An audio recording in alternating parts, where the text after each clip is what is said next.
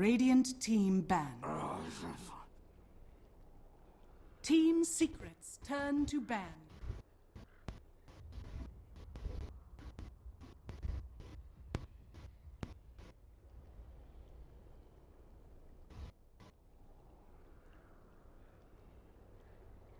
Ten seconds remaining. 5 seconds remaining. Reserve time.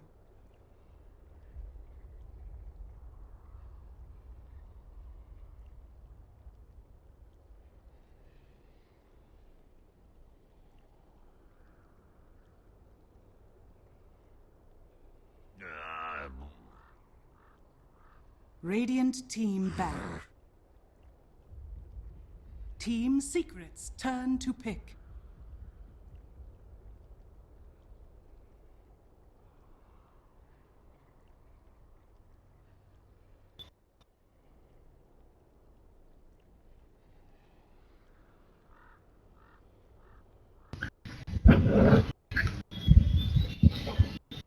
Well, hello, welcome back. It doesn't take long before we get ready for Game 2 action. It is Secret going up against OG, the rematch of the Frankfurt final, and very different tempo than what we saw in the previous series where we treated the eHome versus EG. That was a slugfest and a brawl. This one, a bit more methodical, but game number 1, it was the backbone pick of AM, and that's Reddit.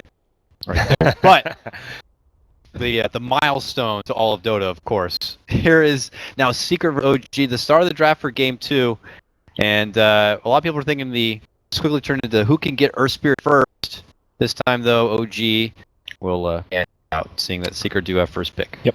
No Earth Spirit, or no more Earth Spirit. OG, though, do get the option to go into Invoker, which for the most part's like a top pick for them, so... Yep. Don't see any crazy reason why they wouldn't probably pick it, but we'll see. Bat? Maybe? I don't know. Oh yeah, Batrite is actually also on the pool. That's. But then you do risk Secret picking up some like Oracle still. And it's still worthy to know, and this might be just like common for everyone out there, but OG, one of those teams that you guys got to keep getting that wisp again, man. They will pull it out. Also, there's been teams of it seems to be kind of divided as to which teams prefer Radiant, which prefer Dire. This is the second game in a row we see OG on that Radiant side. But Secret preferring Dire, OG preferring Radiant. I know EG also prefer Radiant. So yeah, there's been... It was funny because it was the EG versus OG game where there was some confusion in their best of 2 as to who got choice in Game 2, because EG chose in Game 1, and then Game 2, because Game 1 they got asked again, and PPD's like what? I chose in Game 1, they Game 2, and then like the summits rules or something. Yeah, but like in a best of 2 that doesn't make sense because you both get one game. In a best of 3, it's like, well, it's fine to let the loser choose because there's still a Game 3. But a Western team putting early priority into a faceless void. My goodness, it's good. Great against Invoker, which is great against Invoker. You get your faceless void Witch Doctor combo. I mean, can't fault them on the grab and time. We were saying it in the last draft. Time dilation against Invoker. Yep. Very, very good. Great pick there for Secret. And Witch Doctor has some capabilities against Invoker too. Just having Cask against Forged Spirits, you get that extra stun duration. Makes dealing with them a little bit easier. You're ever by yourself and like Invoker split pushing and you TP Witch Doctor, you're just instantly dead to Forged Spirits. So you can.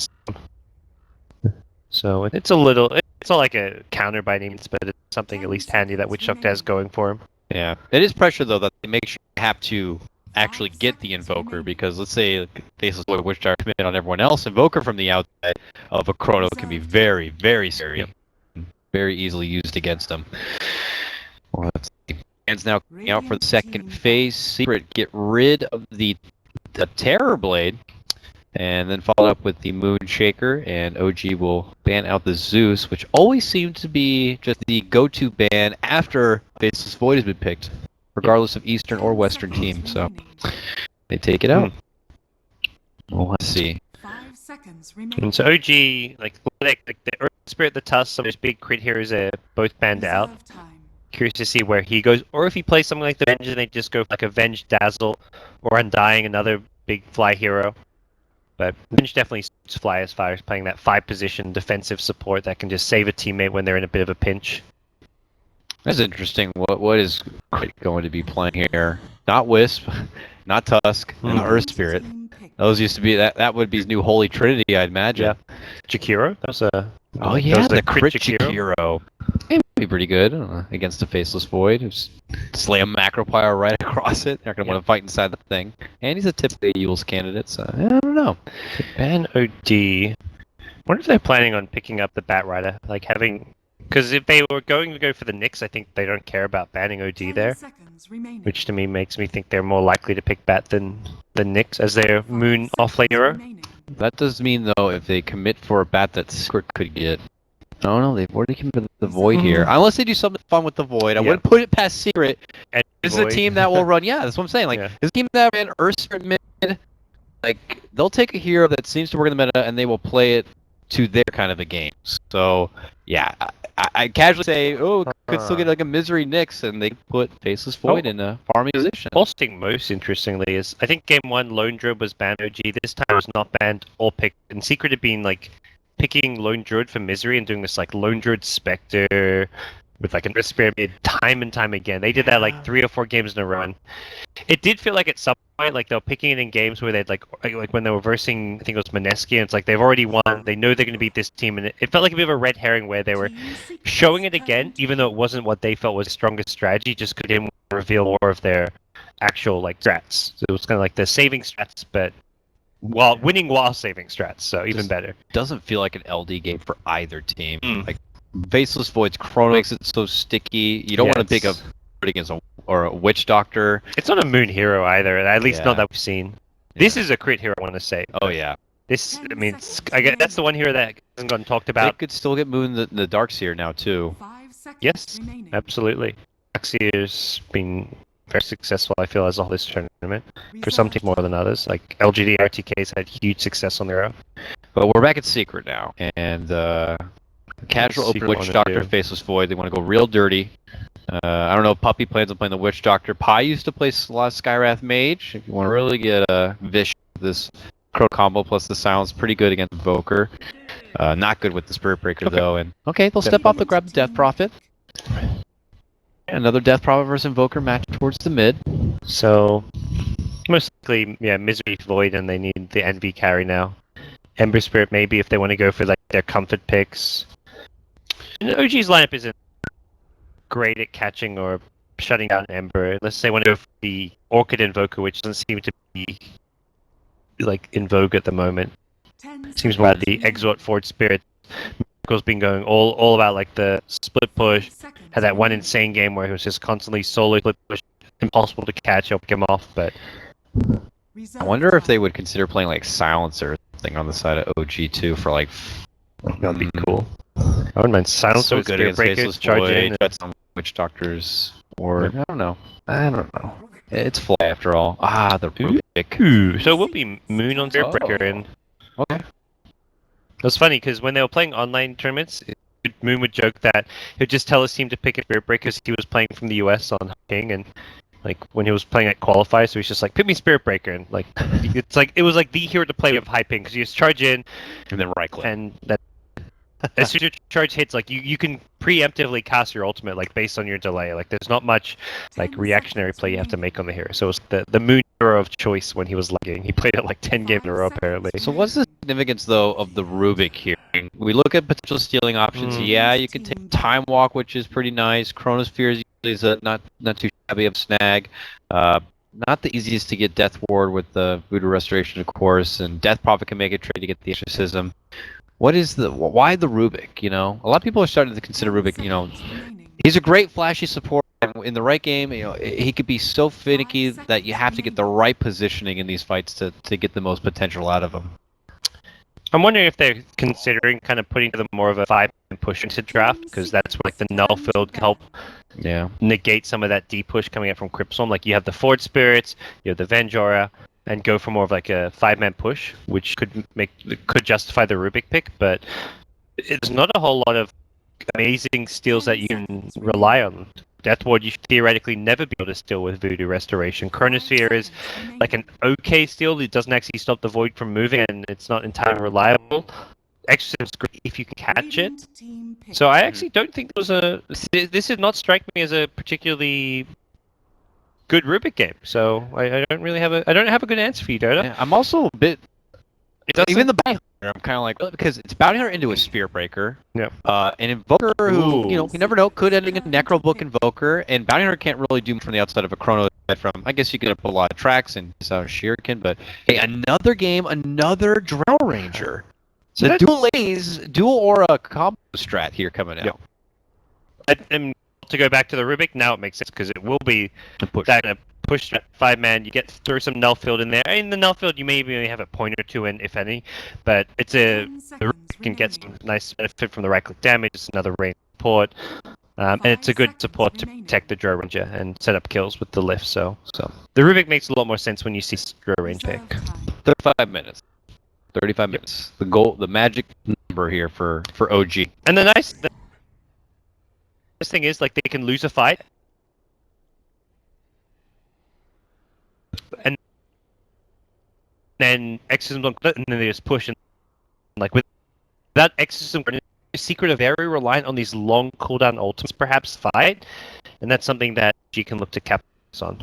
Well, we posed a question earlier today. What kind of Western teams are really pulling out the Morphling? This is the second time we see it now coming up for Envy. One of the last range cores available to help with the chrono, I guess. It's a small range, but yeah. Kind of bizarre, like, new era Dota. Like, traditionally, it's always been the Chinese teams who are slow to adapt, slow to pick up new heroes. Even more so when a new patch comes out, it was always the innovators or like the European teams, and it's been the Chinese teams who brought Morphling in, brought Terrorblade in. They've been, for the most part, in some ways, the trendsetters. Wait, another big hero that it was teams like LGD and eHome who brought into the meta game. So, and just so many heroes just gone on the wayside, and to be honest, like, continue to question, like, why? Like, I already brought up the Wind Ranger, but what are, like, the Brood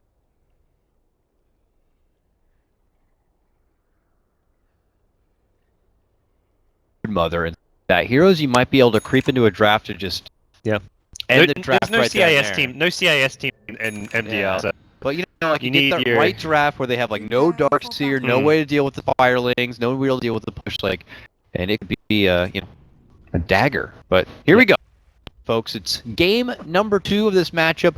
OG versus Secret. OG already have the game 1 victory here. They just need a win to secure their spot into the semifinals, where they're going to be set up to face LGD. Loser of this series will be knocked down into the lower bracket, where they will face either newbie or complexity. I think the important thing to know with this OG draft, very much kind of like a pocket strategy. It's a bit cheesy with the put. I mean, to me, Drow Ranger is like the epitome of cheesy draft, because the nature of the draft, Drow Ranger, is you've got to win fast. This hero is by no means a late game carry. I don't even think you can like classify Drow Ranger in a carry in some ways, because how bad the hero is in the late game. And they're going to be looking to abuse like the Drow aura with the forward spirits, with venge, bonus damage. It's insane physical damage that they get because it's amplified by the Venge Howl as well. Looking to just take the game to Secret, who've gone fairly greedy with their draft. So Pi used some early movement to get a ward down towards the top river. Managed to not get caught by that sentry too, which is... And they will step away from the top, let OG pick up one. And this will secure the bottom rune for Secret. We will get it. He'll be late to the lane, though, and no one's blocking the mid lane for him, so this could be a good start for the OG mid lane. Yeah. Miracle does go for the Fairy Eyes in the Evoker versus Death Prophet matchup. I just find it so. I'm not a player. I don't even know how to explain this. Where I wish, like, I thought, when we first came out, this is for Invoker, right? Yeah. Like, I wish if someone like I could talk to like Blitz or someone and be like, dude, so you play me a lot. Like, what's the deal? Like, why is we not getting Fairy Fire on Invoker versus Death Prophet? Like, but here Miracle does just seduce. I mean, it's a very small difference, but watch him live because of a Fairy Fire. Yeah. In this game, I think it's like a greedier thing. Like, the safe options to get Fairy Fire for the heal, but if you can not get Fairy Fire, you can just save yourself 150 gold, which quote unquote might go to waste. And here's Pi taking it back a chapter. He's back on his bounty hunter, doing bounty hunter things. Got the mid ward down. It was a bit of a ward. Yeah, it almost got dewarded, but he got the tango in fast. Yep. And now Crit is kind of stuck on defensive duty towards the mid lane here. They know it's there though, at least, which is something they can play around. But being forced to buy more sentries is never going to be fun. Meantime, he'll take his business towards the bottom lane, which, thankfully she has Thrau by her side, because otherwise, she has the Vengeful Spirit rather by her side, because Drow on her own, not very good being able to get away, not the biggest escape mechanism, usually not one to early commit for these, so we'll see, but alright. Trying to force Misery back, not the easiest task against this new Faceless Void, but I don't know how many times we've seen Misery play the new Void. It seems like he's been kind of delegated to some of his usual tricksters. He's a really fun player to watch because he's so open and like his team just puts him on a new hero all the time. Fury Fire, there we go. Well, saves that answers his your question. life. All right. And they get the word denied. Oh my, okay. That's why you get Fairy Fire. Lesson maybe learned on Weehaw as well, and look at that, they got a new sentry for Pi with a snap. He's looking to go in, he wants to get a hold of Miracle, but he's not getting it. That quickly a 2-0 sprint for OG at the start of this one, all breaking down at the mid lane.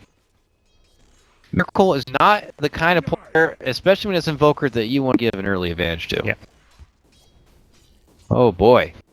And Off the races. Not just like with the mid lane, like you give him this early advantage to get some more points in the top lane. They are going to be able to take down the Spirit Breaker. Morphling chases onto him, and he's not going to be able to charge out safety. Yeah. You've always got to worry about those Sunstrikes going to the side lanes as well. You got separate magic missiles as well as the telekinesis, so pretty scary for these. The secret bottom lane more than this top lane, which is just a Spirit Breaker up top. But if Puppy's trying to trade hits with Spirit Breaker, gets bashed, and suddenly a Sunstrike comes in, it could be a kill for OG that way as well.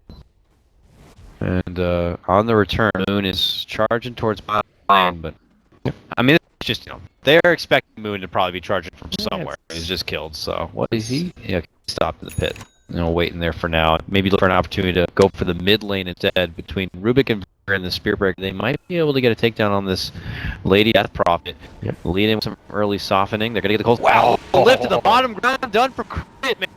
And now the Soul Siphon, is it going to be enough? No, it's not. And we go down once more. Man, that Soul Siphon does work, and the self-cancelled by Chris. But Miracle behind. Pi creeping in there, but he doesn't want to overcommit because there's a sentry there. He learns lesson last time. Yeah, well away. They went close though. Spirit Breaker was on cooldown from Roche Pit. He couldn't charge immediately. He got there. He didn't actually get there, even help with the kill, but I mean, Death Prophet almost found a way. All set up from Crit, man. He is forced to park in this mid lane, and he's already finding much more steps than you would suspect, like the Bounty Hunter would. And Moon has been kind of bullied out of his lane. He's now even looking to be a playmaker in the early phase here. Maybe, just banking the fact that they're getting plenty of farm on the Drow in the bottom lane, and now Invoker involved with all 3 kills, because they've happened all in the mid lane. That he doesn't really need to worry about it now. He comes. Suddenly, wild charge. 3 straight takedowns onto three takedowns. Oh man, hard life in the mid lane here. This Death Prophet is being put into a hurt locker right now. Oh, ouch. And that's Secret just don't have that like support who can really protect him, like be it something like a Dazzle, an Earthquake, or whatever it may be. The Bounty Hunter is meant to be like the aggressive support who creates opportunities through. Like he's not the defensive one who can save him. He's the aggressive one who can set up kills for, which so far isn't happening. And Draw Range is one of those very vulnerable in lane, so Bounty spent a bit of time in the bottom well, which isn't really working. Secret just don't have the early game kill potential with a hero like Void and Bounty together. Oh, Bounty's doing nothing at the start, then something is wrong. And Void's just been jungling with his Iron Talon. I saw him earlier just on the mini-map. He's been at this camp for a lot of this early game. And the early game for Secret, like, they're getting like a slight farm advantage, it seems. Oh, okay, well, experience advantage. There's more split around the map, but the net worth overall led by OG. So as Misery finds his bit of recovery, we see, Moon has returned back to his lane a bit. Bottom here, Pilot happy to soak up some XP through this camp, which Veg has been stacking for herself. She's had her own bit of solo XP. And Crit continues to float around this Invoker in lane, man. They are just getting everything he could ask for. And Secret are just trying to find a farm for themselves. Misery now dancing around just really deep into their jungle. Really feeling like he may need to get something done soon, but until he's got level 6 and has Chronosphere in play, it's not really much he can do. I mean, the big thing going for Secret is, yeah, I mean, Envy is farming great. The top lane on his Morphling here, but OG have the lineup that is turn it up and go. And they just got level 6 on Dro, which is actually pretty big timing with the huge boost in damage you get on your Precision Aura. That's a lot of DPS to your overall draft and lineup. What's the build up here? 3 into the Aura. Yeah. He does 1 into the Cold Arrow.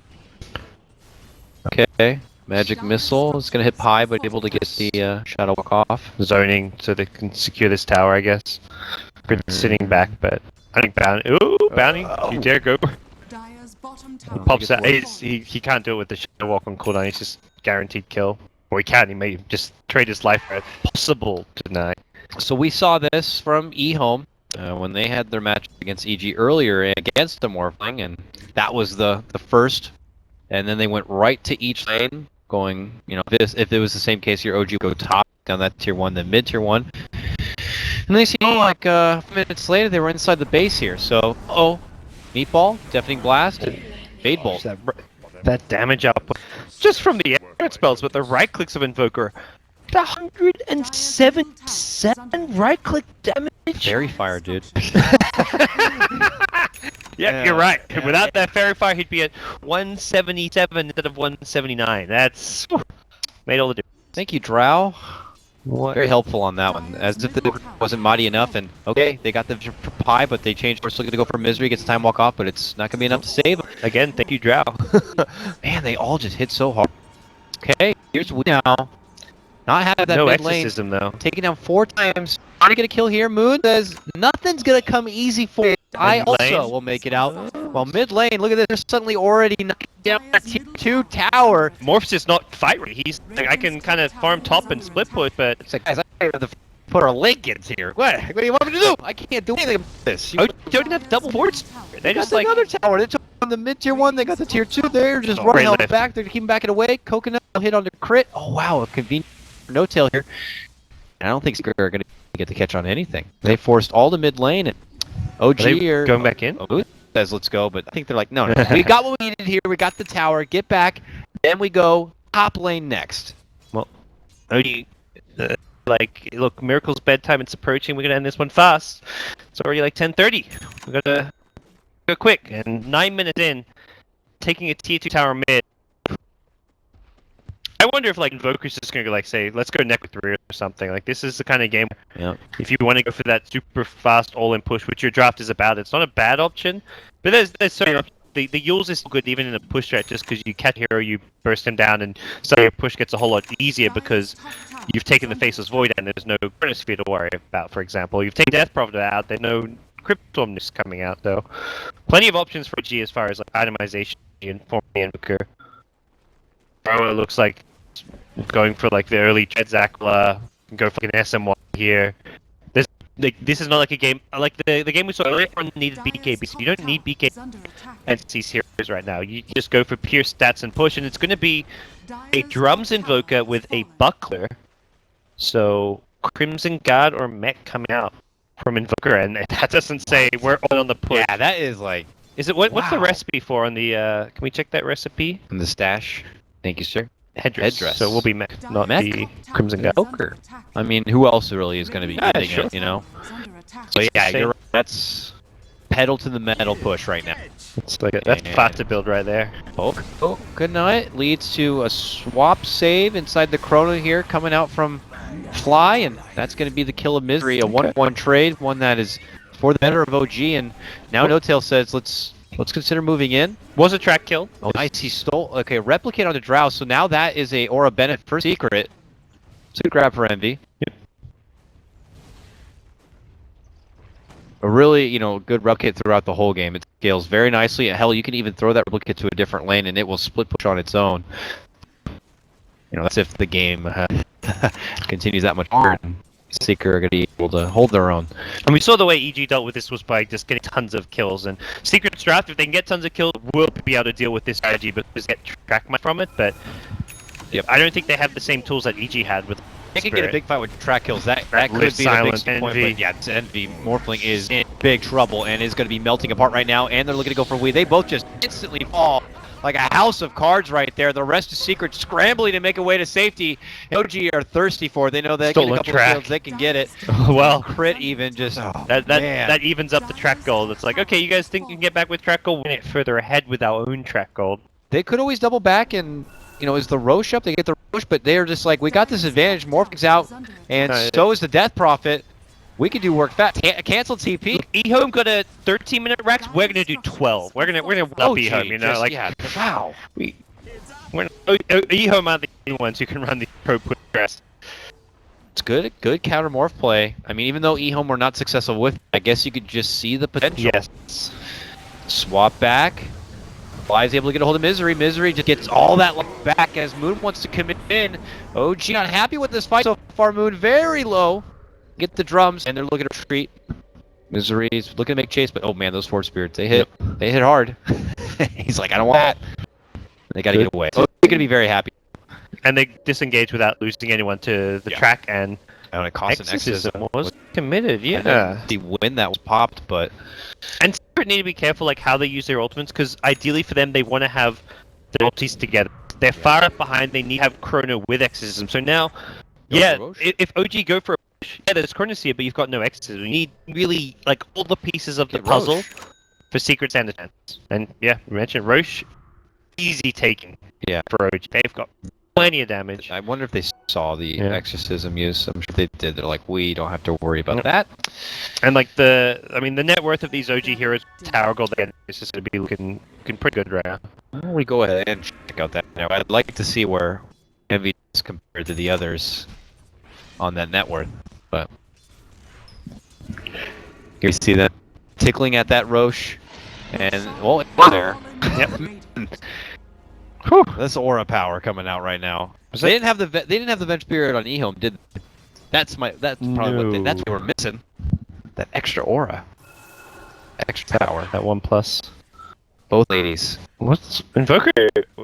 Have Vlads or something coming now as well? They're really going all out for push. Like this is like they're showing like Secret. This is like you do like the all-in or push strats. Like you guys only half did it. Well, I mean, Secret didn't even really get a chance to push last game into the anti-mage and punish it. But this is why I think we're going to more and more teams start to do with all these morphlings, anti-mages, blades, like these kind of hard late game carries get picked up, going for these more early game push-oriented strats. Draw typically like that CIS specialty. We didn't get CIS teams going against the China teams. It's a mech Vlad's Invoker. How often do you see that? Drums, mech Vlad's. We are all in, boys. We 35 minutes. OG saying we 25 minutes. Let's set the time for earlier. I wonder who's making that kind of a call. If people's telling Fly like, "Hey, I'm gonna go this," or Fly's like, "Don't get any normal Invoker stuff. You get this, and we can get this win that much faster." I mentioned something on between them, either during the drafting phase or like as the game develops. Like Miracle either asks him like, "Do I get what do you suggest?" Fly suggests something. If Miracle has some say, like if he doesn't agree, he's probably not going to buy it. Like it's generally like what if the captain's like adamant, like you have to get it, then yeah. But all right, classic Soul Ring pick up from Envy. The game's looking a bit tough. Whoa, so slightly unexpected. Guarantees, I guess you have the mana to like replicate. No, Secret have got to expect that OG are going to be looking for a final blow here. They're coming in. Scrap together what you can of a defense and try to make a hold. Get a big team fight. If you get the tracks out and you can get the job done, you might be rewarded with a window to kind of, you know, make the first steps toward a bit of a comeback here. But if OG walk away with this with an easy set of racks, then you might have to just kind of turn over at that point. Now, they get a big go in Miracle here, but he still has all that utility. Looks like he's reserving a bit of it for the second. It will be popping out the mech right there, and he just starts going to Weehawk on Envy. Envy is going to be forced to step back. They get the pull on the Weehawk. Goes down. Hard gate for him. Commitment on in. They're still not able to bring down Miracle's first life. Death Ward coming out from Puppy here. He gets a good position, but actually will be cut out and taken down. 3 already go down from the side of Secret. So the Aegis too. The Urn's going to heal Miracle back up, so they're going to have to dish through all that HP once again. No Tail surviving in the back. He's kind of the main target, knowing he didn't have Aegis, which was Overall, a pretty good idea for Secret. You don't overcommit on the Invoker who's got Aegis. Go for the squishier draw, the Aegisless draw, but OG's side, man, just too powerful. And 60 minutes in, full in of racks, looking for a second. All right, this is it for Secret. You want to stay alive and move on in the upper bracket. You're going to have to make a defense here. Let's see what they can do about it. They're still trying to take down the first five. They get the time dilation off, so that could lead to the Aegis fall. It looks like it will. But Moon steps in. He goes right for Misery. Mid is going to be taken down, and now the full siphons begin to come out from Wee. Throwing himself into the fray right here, trying to get what he can done, but he just goes down so fast. Now they look to get hold of Pi. They swap him back into trouble. Puppy goes down, and that will be game. OG, get it done in about 16 minutes. Really show what the Stro lineup can do. Eho got to, they kind of set the bar, but then OG jumped right over it. That was something. I mean, we've had some very quick games here, and MDL we've had some very, it's been like just extremities here. We've had really short 15 to 20 minute games, a lot of those coming from OG. Some of their wins have been incredibly fast. They had like a 15-minute win over Noob earlier in the group stage, and here, like, OG continued his business. They